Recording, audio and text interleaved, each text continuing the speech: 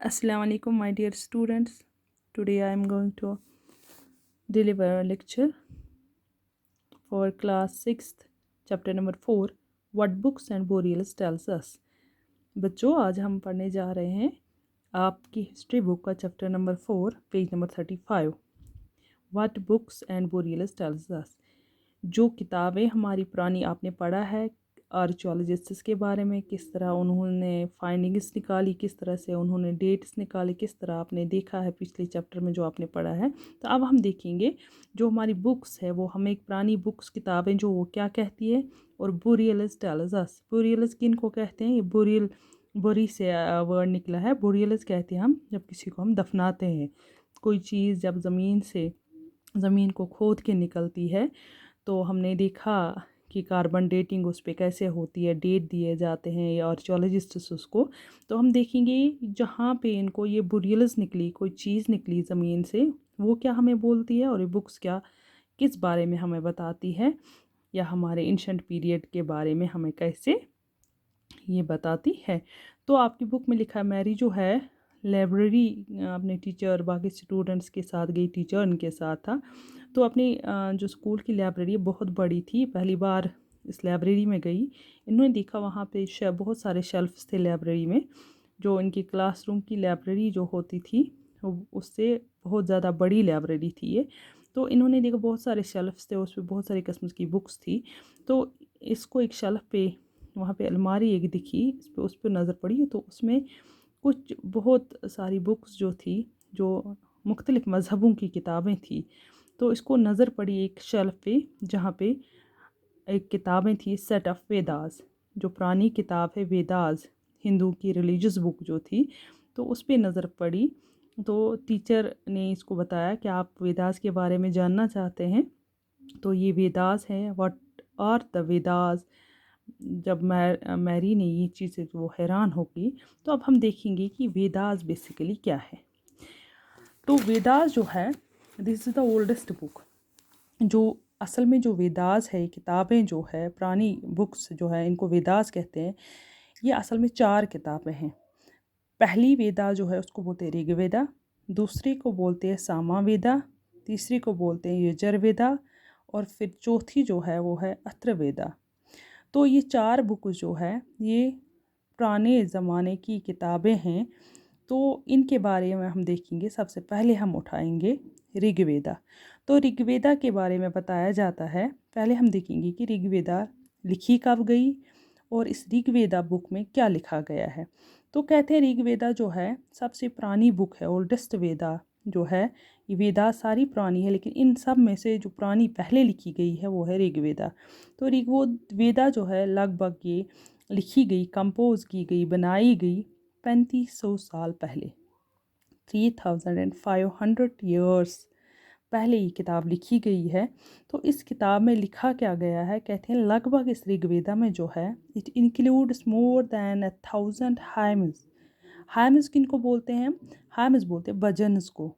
जो ये हिंदूज़ आपने फिल्मों में देखा होगा, अपने गॉड को खुश करने के लिए जो ये भजन्स गाते हैं, जैसे हम अपने मज़हब में अपने गॉड को खुश करने के लिए हम नात पढ़ते हैं, हम कुरान की तिलावत करते हैं। इसी तरह से जो ये वेदास जो इस अपने गॉड को खुश करने के लिए, अपने गॉड को खुश करने के लिए ये भजन्स गाते थे, उन भजन्स को हाइमन्स कहते थे।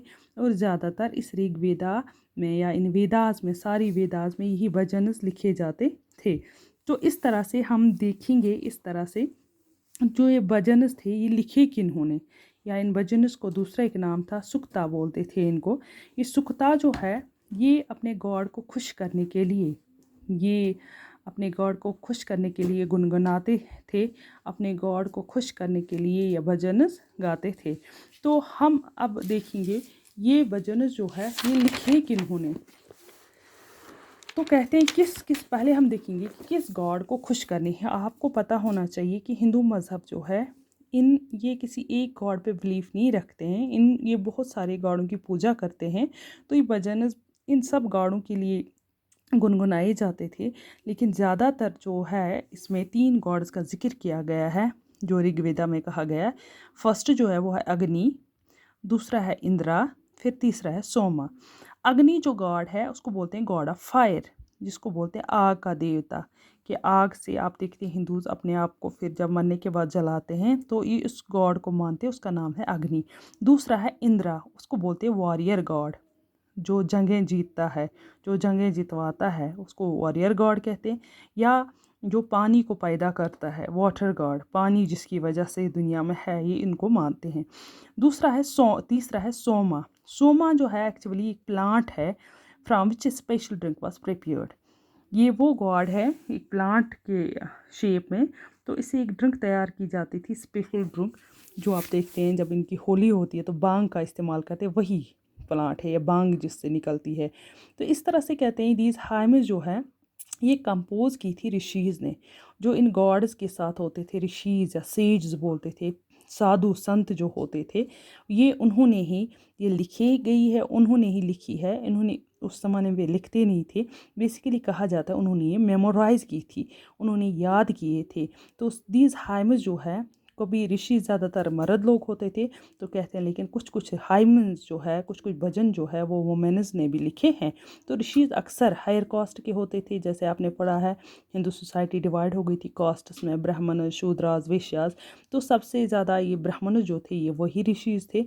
तो कहते हैं ये पहले ही हम बात कर रहे हैं जब हिंदू रिलीजन का आगाज़ हुआ, तो उस ज़माने में उस वक़्त पे कहा जाता है गॉड्स ने क्रिएट किया था लोगों को, वो on the base of caste नहीं थे, सब बराबर थे। तो इसलिए ये जो ऋग्वेदा में हाइमेन्स है, लोअर कास्ट के लोगों ने भी, ऋषिज़ ने भी कंपोज किए, और हायर कास्ट पे। तो अब हम देखेंगे ये ऋग्वेदा जो है किस लैंग्वेज में लिखी गई। ये ऋग्वेदा जो है ये लिखी गई है संस्कृत लैंग्वेज। किस लैंग्वेज में? संस्कृत लैंग्वेज। और ये साधु जो थे, ये इन सेजस ने जो ये ऋग्वेदा कंपोज की है, कभी की थी स्टोरी में, पोइम्स में, डायलॉग्स में, तो ये चीज़ें इन्होंने की है। तो इस तरह से क्या कहा जाता है, ये वेदास जो है, जब पहले प्रिंटिंग, उस ज़माने में प्रिंटिंग प्रेस नहीं थी, तो वेदास जो है ये कैसे एक जनरेशन से दूसरे जनरेशन तक पहुंचती थी। तो कहते हैं ये लोग, ये ऋषिज जो थे, मेमोराइज़ करते थे और अपने स्टूडेंट्स को फिर लाते थे और उनको मेमोराइज, बिट बाय बिट उनको मेमोराइजेशन करवाते थे, तो उनको सिखाते थे ये वेदास। तो फिर जनरेशन टू जनरेशन बहुत सालों तक ये जो है इसी तरह से चलती रही, एक जनरेशन से दूसरी जनरेशन से चलती गई। किस तरह से? Through memorisation. तो ये ज़बानी याद करते, क्योंकि उस ज़माने में लिखाई नहीं थी। जब फिर थोड़ा सा राइटिंग का कंसेप्ट आया इन ऋषिज़ ने, तो पहले इनको पाम ट्री मैंने आपको बताया था, या बर्ज़ो जो होता था, उन ट्री के पत्तों पे, बड़े बड़े पत्तों पे लिखा जाता था। तो फिर उसके बाद कहते हैं लगभग 200 ईयर्स अगो प्रिंटिंग वजूद में आई, तो इन्होंने इसको किताब में लिखना शुरू किया। और हमारे पास जो ये वेदास जो है, ये संस्कृत लैंग्वेज में हमारे पास मौजूद है। तो ये ओल्डेस्ट बुक है, सबसे ओल्डेस्ट बुक। और कितनी ओल्डेस्ट है? 3500 ईयर्स जो है, ये इतनी पुरानी किताब है। तो 4 वेदास में सबसे ज़्यादा ओल्डेस्ट जो है यही ऋग्वेद है। आज के लिए इतना ही। Thank you.